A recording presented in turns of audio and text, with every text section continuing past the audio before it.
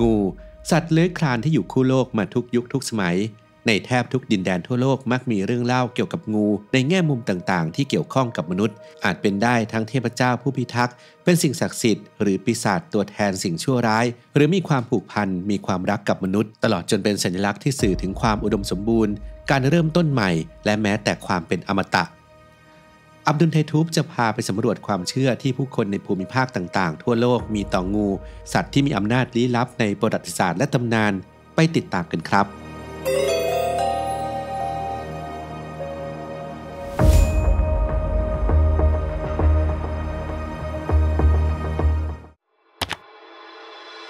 ตามพระคริสต์ธรรมคัมภีร์ภาคพันธสัญญาเก่าหลังจากพระเจ้าได้สร้างสิ่งต่างๆขึ้นมาในสวนอีเดนทั้งทะเลแผ่นดินพืชพันธุ์และสัตว์พระองค์ก็สร้างมนุษย์ชายหญิงคู่แรกขึ้นมาคืออดัมและอีฟใช้ชีวิตอย่างสงบสุขและเป็นอมตะโดยมีข้อแม้เพียงข้อเดียวว่าห้ามกินผลไม้จากต้นไม้แห่งความรู้เพื่อทดสอบความเชื่อที่มนุษย์มีต่อพระเจ้าแต่ด้วยเจตจำนงเสรีและการยั่วยุจากงูว่าถ้ากินผลไม้นี้แล้วจะได้เป็นเหมือนดั่งพระเจ้าชี้เป็นชี้ตายได้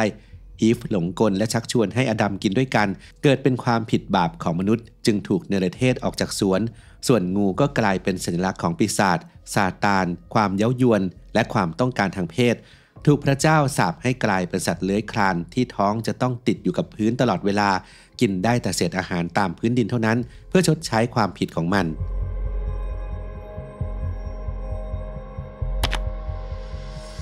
ไอร์แลนด์มีชื่อเรียกอีกฉายาหนึ่งว่าเกาะมรกตด้วยเพราะมีพื้นที่สีเขียวบนเกาะเต็มไปด้วยต้นไม้ล้อมรอบด้วยน้ำทะเลสีเขียวและเป็นดินแดนที่ไม่มีงูอาศัยอยู่งูไม่ใช่สัตว์ท้องถิ่นที่พบได้ทั่วไปในความเชื่อดั้งเดิมของชาวไอริชมีตำนานเล่าว่าราวศตวรรษที่5นักบุญแพทริกผู้เผยแผ่คริสตศาสนาคนสำคัญของไอร์แลนด์ได้อดอาหารอยู่บนยอดเขานานถึง40วันและถูกงูเข้าจู่โจมนักบุญจึงใช้ไม้เท้าโบกไล่ให้งูทุกตัวในไอร์แลนด์ลงทะเลไปในเวลาต่อมางูได้กลายมาเป็นสัญลักษณ์ของพวกลัทธินอกรีดที่ตรงข้ามกับชาวคริสต์อย่างไรก็ตามในข้อเท็จจริงทางภูมิศาสตร์นักวิทยาศาสตร์คาดว่าไอร์แลนด์อยู่ในพื้นที่หนาวเย็นล้อมรอบด้วยน้ำแข็งมาตั้งแต่ยุคน้ำแข็งทำให้งูไม่สามารถอาศัยอยู่รอดได้จึงทำให้ไอร์แลนด์เป็นเกาะที่ไม่มีงูมาตั้งแต่สมัยโบราณ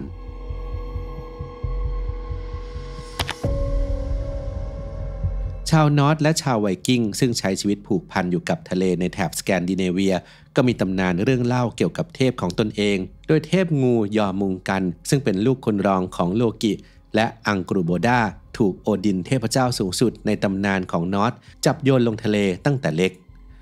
ต่อมาเติบโตเป็นงูยักษ์ที่ตัวยาวขนาดที่ว่าสามารถพันรอบโลกจนใช้ปากงับหางของตัวเองได้แถมเลือดของยอมุงกันยังมีพิษร้ายแรงและในมหาสงครามแร็กนาร็อกแม้ว่าทอเทพเจ้าแห่งสายฟ้าบุตรแห่งโอดินจะใช้ค้อนสังหารยอมุงกันได้สำเร็จแต่ทอก็ต้องตายเพราะพิษจากเลือดของยอมุงกัน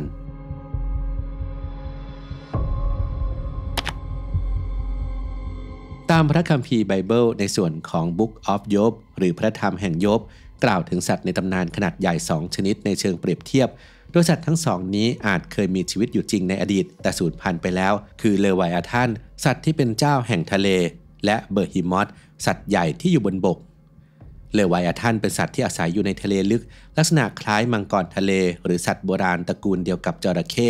รูปร่างน่ากลัวดุร้ายมักถูกเปรียบเปรยว่าเป็นปีศาจหรืออสูรตัวแทนบาปแห่งความริษยาสร้างความวุ่นวาย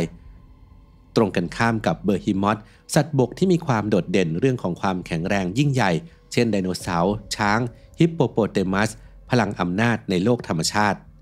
ทั้งสองเป็นสัญลักษณ์แห่งการทำลายล้างและพลังแห่งธรรมชาติที่มีความขัดแย้งและต่อสู้กันแสดงถึงความไม่สมบูรณ์แบบในโลกของพระเจ้าตามตำนานของกรีกกอร์กอนคือพี่น้อง3สาวที่มีเส้นผมเป็นงูกรงเล็บแหลมยาวฟันคมร่างกายปกคลุมไปด้วยเกล็ดที่สำคัญคือไม่ว่าใครเมื่อจ้องตากับพวกเธอจะต้องกลายเป็นหินเมดูซ่าเป็นน้องสาวคนเล็กที่มีชื่อเสียงโด่งดังที่สุดบางตำนานบอกว่าแรกเริ่มเดิมทีเธอเป็นหญิงสาวสวยมาก่อนและมีความสัมพันธ์กับโพไซดอนเทพแห่งท้องทะเลภายในวิหารของเทพีอาธีนาสร้างความมัวหมองให้กับวิหารอาธีนาจึงสาปให้เมดูซ่ากลายเป็นอสุรกายน่าเกลียดน่ากลัว ต่อมาเพอร์ซิอุสวีรบุรุษในตำนานแห่งเทพสามารถปราบเมดูซ่าได้สำเร็จด้วยการให้เมดูซ่ามองเงาสะท้อนตัวเองที่ปรากฏบนโลกและสามารถตัดหัวของเมดูซ่าได้สำเร็จจากนั้นก็นำไปมอบให้เทพีอาธีนาจากนั้นอาธีนาก็นำหัวของเมดูซ่ามาประดับไว้บนโลกเพื่อแสดงถึงสัญลักษณ์แห่งอำนาจในเวลาต่อมา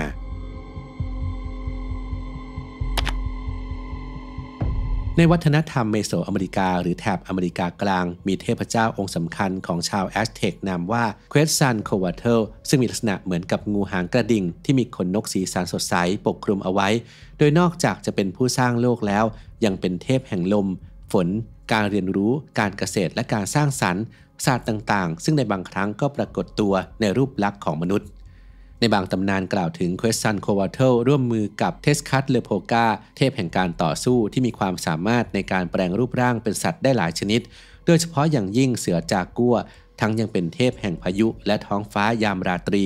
ทั้งคู่ร่วมกันปราบอสูรร้ายแห่งท้องทะเลซีพาร์คทรีที่มีรูปร่างคล้ายกับจระเข้ยักษ์และแบ่งร่างออกเป็น2 ส่วนกลายเป็นแผ่นดินและท้องฟ้าของชาวแอสเท็กสำหรับคนไทยที่นับถือศาสนาพุทธมักจะคุ้นเคยกับพญานาคเทพแห่งสายน้ำผู้ทรงพลังมีหลายเสียรและพร้อมที่จะแสดงอภินิหารหากถูกทำให้ไม่พอใจในส่วนที่เกี่ยวข้องกับพระพุทธเจ้าโดยตรงก็คือตำนานพระปางนาคปรกที่พญานาคได้มาแผ่พังพานคุ้มครองขณะที่พระพุทธองค์นั่งสมาธิพญานาคหรืองูใหญ่ที่มีงอนเป็นเทพที่ได้รับการยอมรับนับถืออย่างมากในภาคอีสานของไทยและในสปป.ลาวในเรื่องของการบูชาเพื่อความอุดมสมบูรณ์และโชคลาภเป็นความเชื่อที่มีร่วมกันของชาวบ้านที่อาศัยอยู่ตลอดแนวแม่น้ำโขงหล่อหลอมจนเกิดเป็นประเพณีต่างๆในวันสำคัญที่เชื่อมโยงสายน้ำพญานาคและศาสนาเข้าด้วยกันส่วนในศาสนาฮินดูก็มีเรื่องราวของพญานาคซึ่งเป็นเทพครึ่งมนุษย์ครึ่งงูที่สามารถแปลงร่างเป็นงูหรือคนก็ได้มีความเกี่ยวข้องกับเทพในฐานะผู้รับใช้เป็นบัลลังก์ของพระนารายณ์และเป็นสร้อยสังวาลของพระศิวะ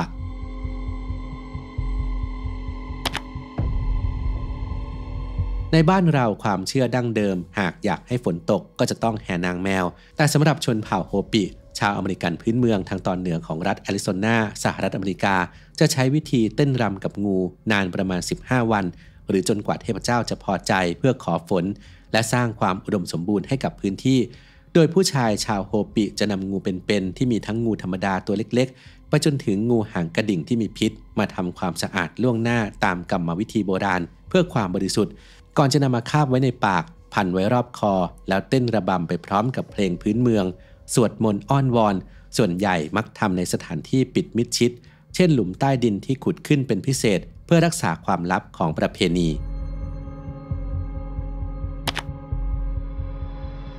เรื่องราวในตำนานของจีนที่นิยมนำมาแสดงเป็นหนังละครอุปรากรจีนหรืองิ้วแสดงให้เห็นถึงรักแท้การเสียสละไปสู้เจินเป็นปีศาจงูขาวที่บำเพ็ญเพียรอยู่บนเขากับน้องสาวที่เป็นงูเขียว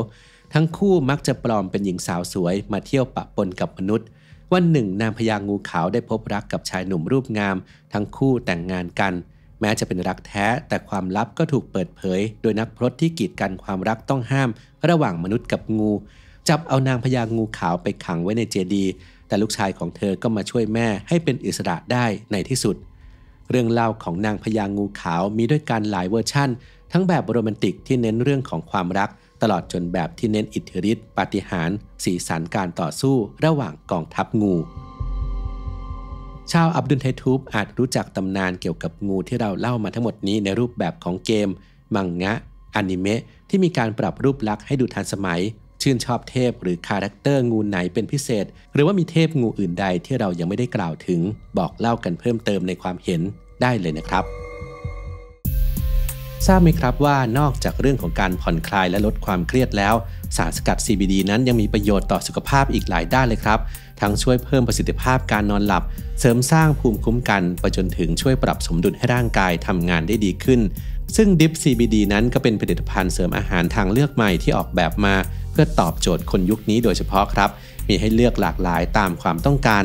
สำหรับใครที่อยากดูแลสุขภาพแบบองค์รวมลองเปิดใจให้กับ Dip CBD เป็นตัวช่วยดูนะครับสามารถแอดไลน์เพื่อสั่งซื้อหรือสอบถามข้อมูลเพิ่มเติมได้เลยแค่สแกน QR Code หรือคลิกลิงก์ที่ผมทิ้งไว้ให้ ใต้คลิปนี้ได้เลยครับ